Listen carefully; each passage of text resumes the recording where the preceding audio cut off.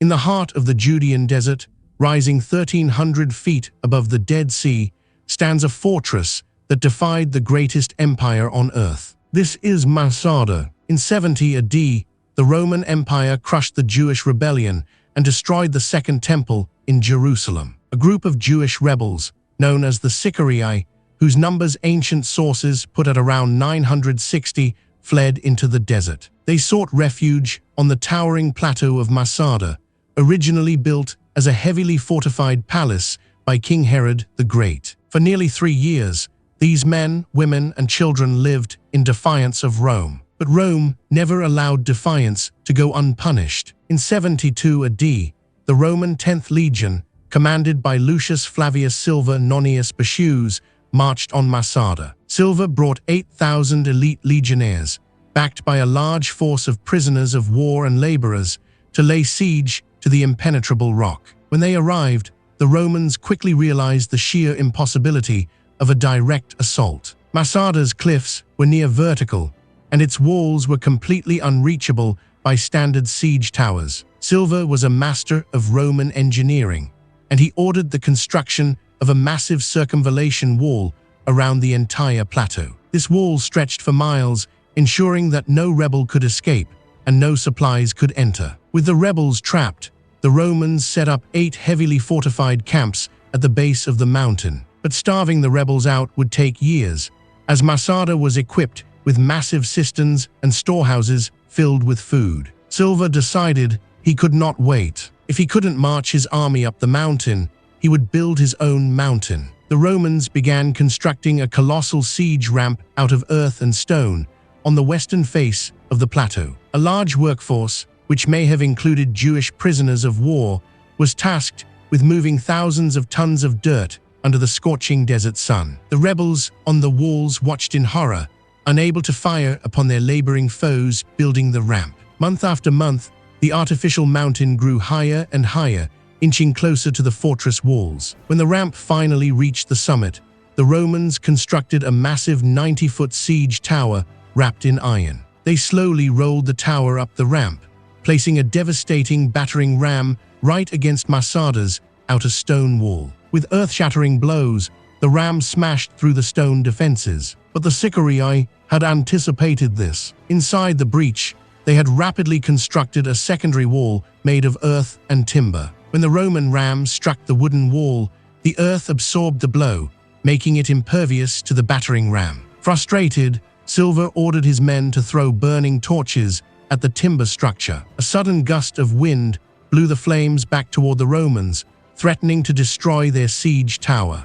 But according to ancient historians, the wind miraculously shifted, driving the flames directly into the rebel defenses. The wooden wall was consumed in a massive inferno, leaving Masada completely defenseless. Silva withdrew his men for the night, ordering them to prepare for a full-scale assault at dawn. Inside the fortress, the rebel leader, Eleazar ben Yair, gathered his people for one final speech. He told them that tomorrow, the Romans would breach the walls, enslave their wives, and butcher their children. He argued that a death of freedom was far better than a life of brutal Roman slavery. The rebels made a tragic and harrowing decision. Each man said a tearful goodbye to his family before taking their lives to spare them from the horrors of the Romans. 10 men were chosen by lot to execute the remaining fighters, and then one final man killed the other 9 before falling on his own sword. When the Roman legionnaires charged through the smoldering gates the next morning,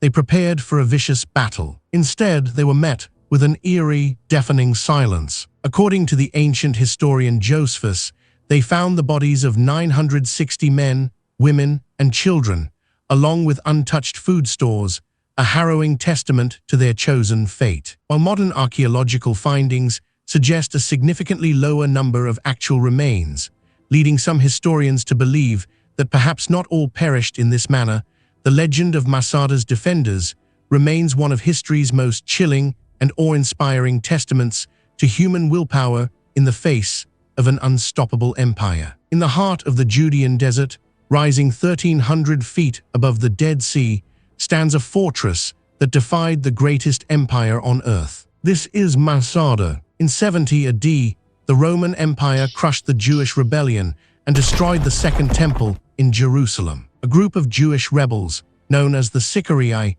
whose numbers ancient sources put at around 960, fled into the desert. They sought refuge on the towering plateau of Masada, originally built as a heavily fortified palace by King Herod the Great. For nearly 3 years, these men, women, and children lived in defiance of Rome. But Rome never allowed defiance to go unpunished. In 72 AD, the Roman 10th Legion, commanded by Lucius Flavius Silva Nonius Bacchus, marched on Masada. Silva brought 8,000 elite legionnaires, backed by a large force of prisoners of war and laborers, to lay siege to the impenetrable rock. When they arrived, the Romans quickly realized the sheer impossibility of a direct assault. Masada's cliffs were near vertical, and its walls were completely unreachable by standard siege towers. Silva was a master of Roman engineering, and he ordered the construction of a massive circumvallation wall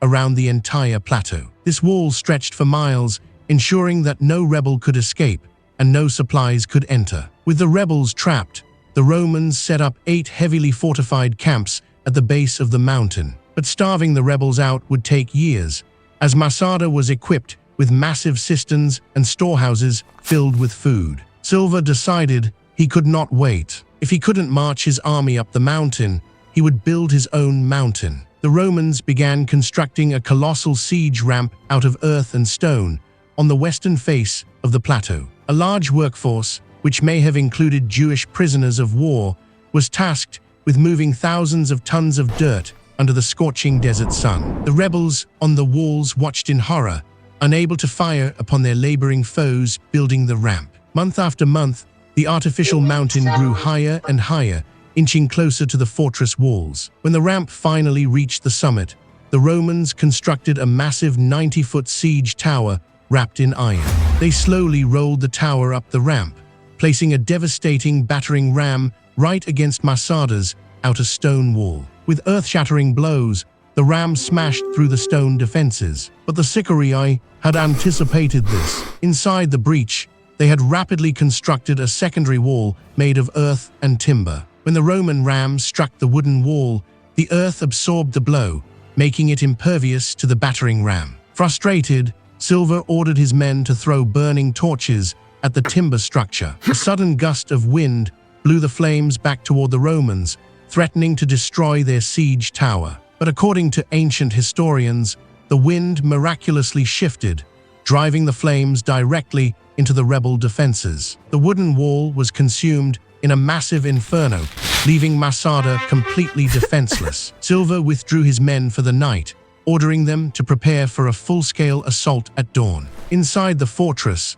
the rebel leader, Eleazar ben Yair, gathered his people for one final speech. He told them that tomorrow, the Romans would breach the walls, enslave their wives, and butcher their children. He argued that a death of freedom was far better than a life of brutal Roman slavery. The rebels made a tragic and harrowing decision. Each man said a tearful goodbye to his family before taking their lives to spare them from the horrors of the Romans. 10 men were chosen by lot to execute the remaining fighters, and then one final man killed the other 9 before falling on his own sword. When the Roman legionnaires charged through the smoldering gates the next morning, they prepared for a vicious battle. Instead, they were met with an eerie, deafening silence. According to the ancient historian Josephus, they found the bodies of 960 men, women, and children, along with untouched food stores, a harrowing testament to their chosen fate. While modern archaeological findings suggest a significantly lower number of actual remains, leading some historians to believe that perhaps not all perished in this manner, the legend of Masada's defenders remains one of history's most chilling and awe-inspiring testaments to human willpower in the face of an unstoppable empire.